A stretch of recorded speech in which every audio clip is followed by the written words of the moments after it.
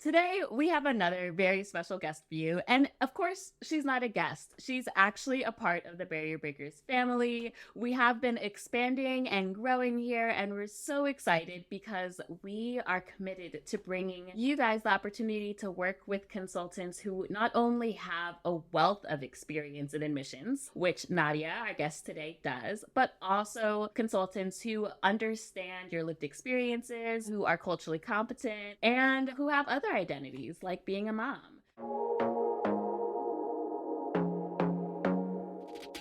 For those of you who don't know me, my name is Sydney Montgomery, and I am the founder here at Barrier Breakers, where we specialize in working with first generation and minority law school applicants. And as a nonprofit, we are incredibly dedicated to bringing you free content. If you did not hear our announcement on our email list, which might be because you're not on our email list, which means that you should be on our email list, we are even dedicated to bringing you real free help on your law school applications, which is why our Master Your Personal Statement and Diversity Statement course is completely free, $3.99 to all of you with an LSAC fee waiver. Free. Now, if you're like, but what about me? I don't have a fee waiver.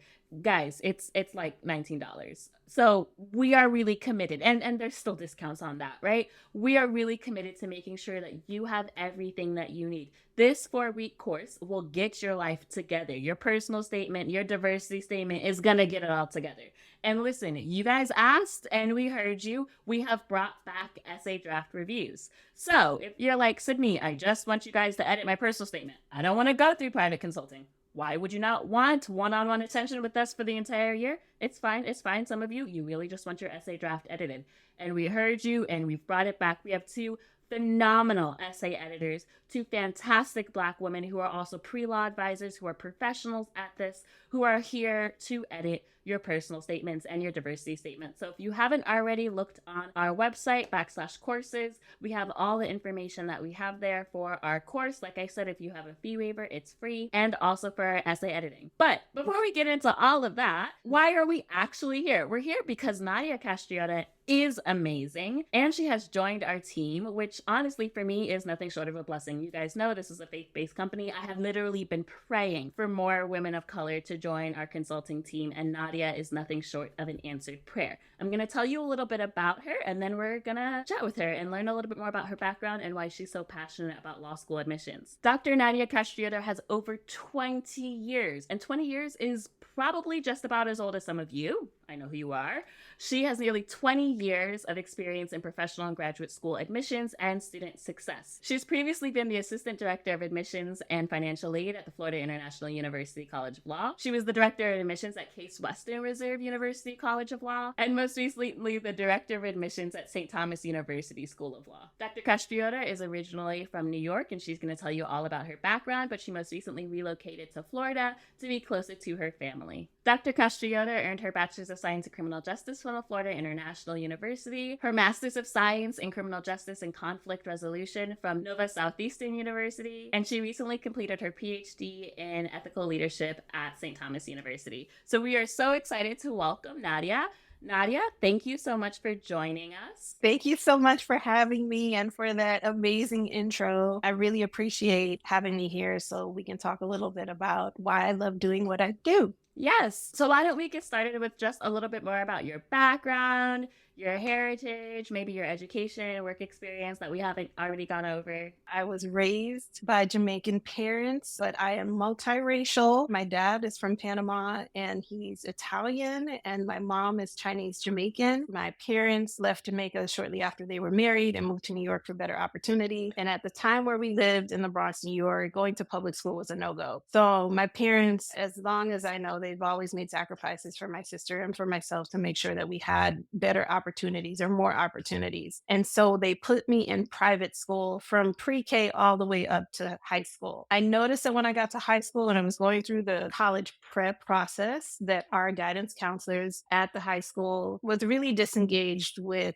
the minority students. And it was just a few of us. We had about 10 in my graduating class. We really had to go through that college prep on our own, but we made it our business to make sure that if that's something we wanted to do, that we were going to do it. So So, I had thankfully the support of my parents throughout the entire journey, and it's been that way ever since. My father passed away 10 years ago, but he always said, "In your time, I know you'll do what you want to do." And my mom has been crazy supportive ever since with my sister and I, and we finished high school. We went to college, we got our master's, and like you said, Sydney, I graduated with my PhD in December, and my sister's actually enrolled in a PhD program now. So, I think our parents, well, my dad and my mom, super proud of us for making those decisions. But you can imagine, this is something that was instilled with us from a very long time ago. And I want to make sure that there are lots of students out there that can relate to that story. Coming in, your parents don't know much, but they want to support you, and you're left alone to kind of figure it out on your own. There's so many of us out there who can share these experiences and,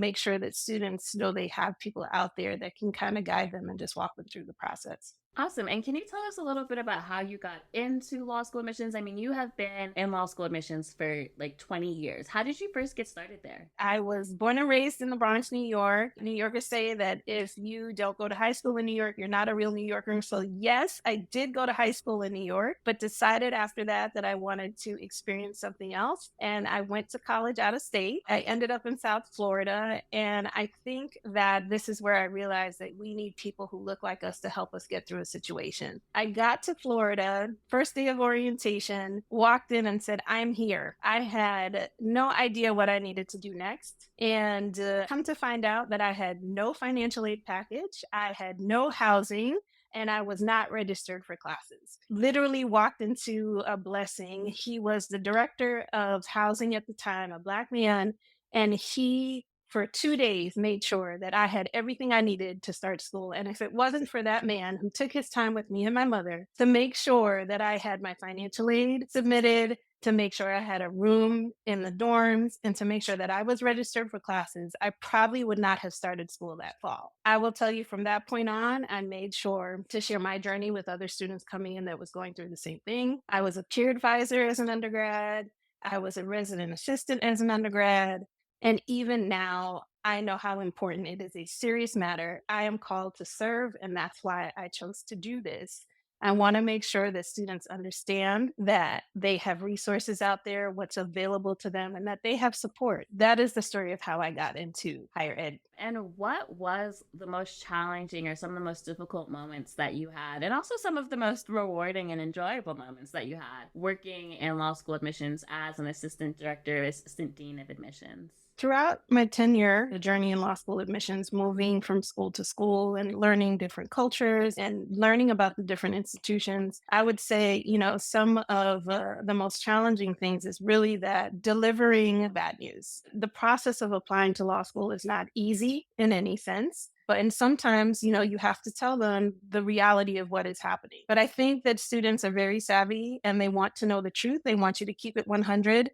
I think they appreciate that. And so, that's really what I do. I think that, once you tell them what the real deal is, we can work on that. We can strengthen it. We can turn the story around and we can make it better next time. And some of the most rewarding things is, you get to be a part of their journey. Some students I met when I was behind a table recruiting at an event, and they walked up to the table and they're just like, "This is a school I want to go to," or "I know nothing about your school." And you start connecting with them and telling them all about the school, the institution that you work for. And then 3 years happen so fast. And the next thing you know, they're walking across the stage and they're graduating. And you just see that the growth and how much they learned and how much they evolved. And you get to be a part of that journey. And that is the best part of the job. Listen, I've been doing law school admissions for about 10 years and I've seen some stuff, but I know that you have seen even more things. What is the weirdest or funniest story that you have for an applicant? Like a story that you're like,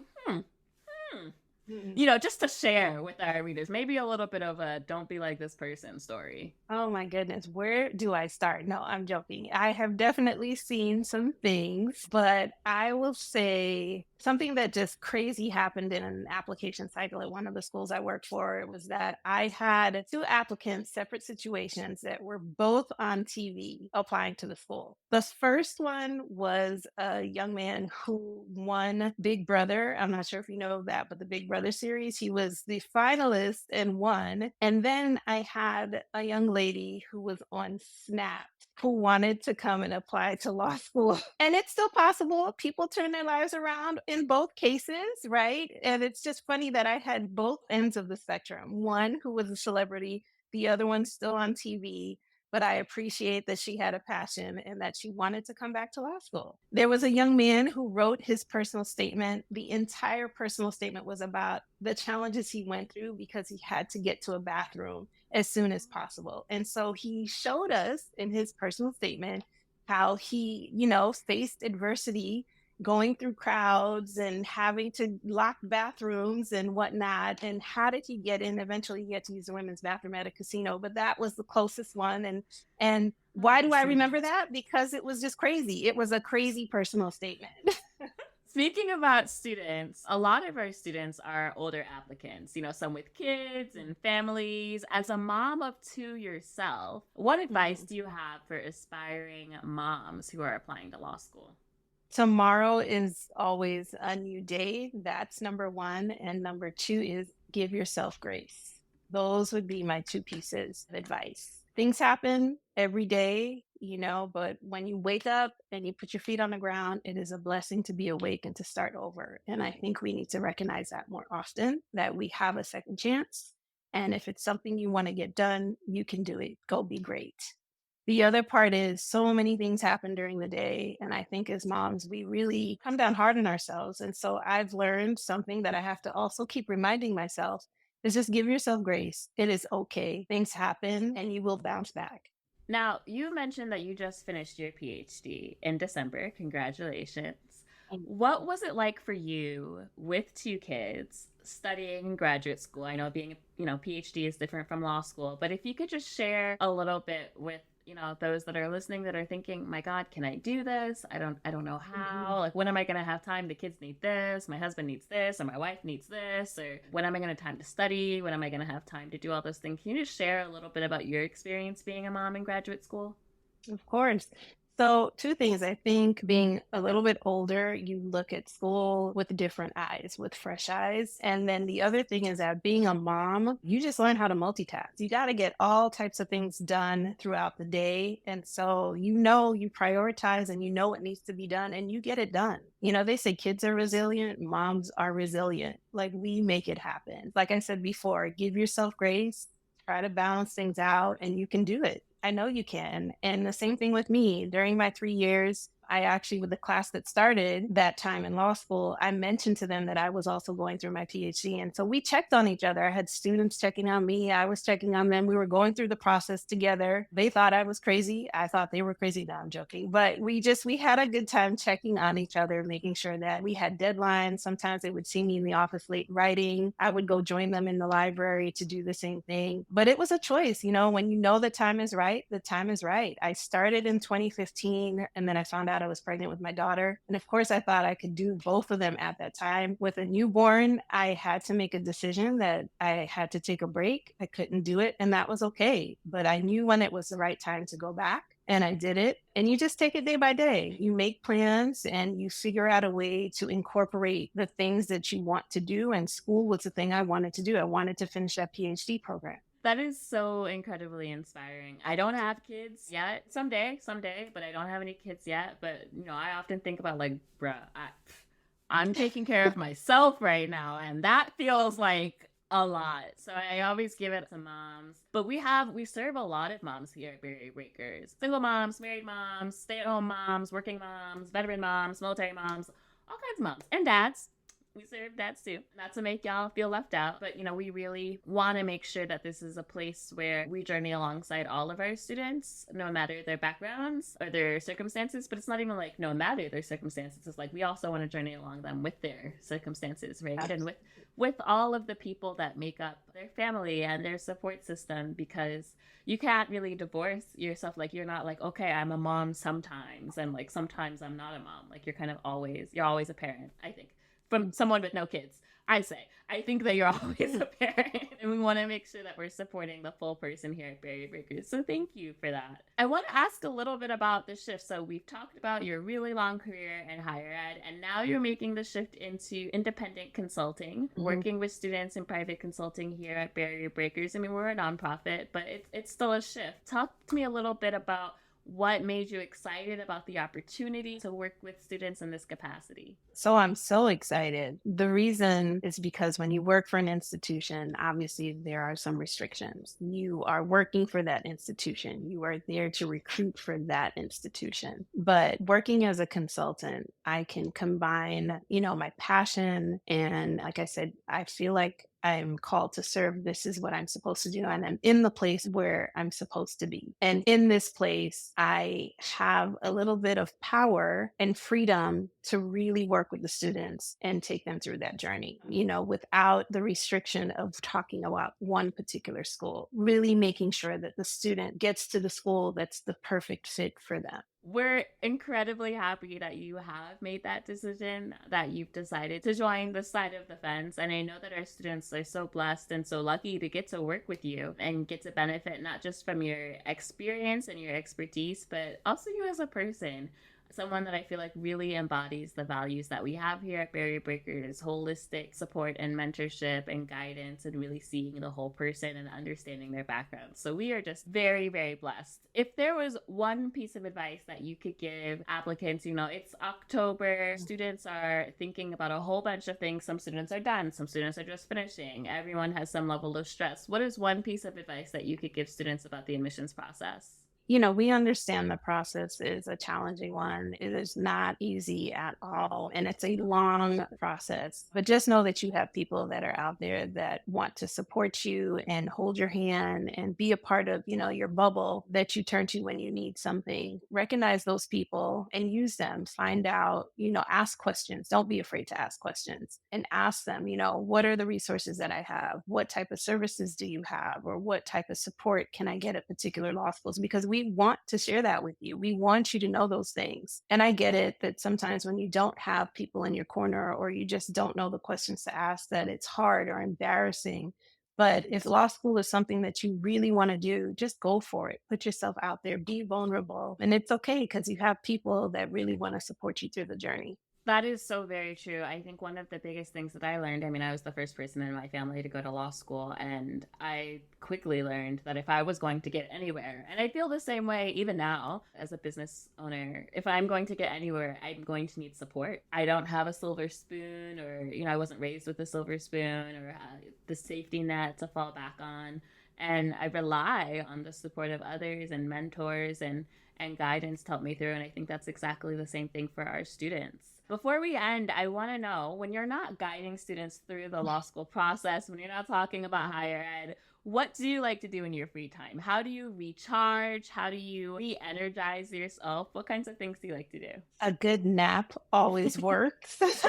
But aside from that, I love spending time with my kids. I have a 5 and a 7-year-old, and they're at that fun age right now. So we're having real conversations and they're exploring. And so sometimes they blow me away with the questions that they ask, but I truly enjoy just growing with them, right?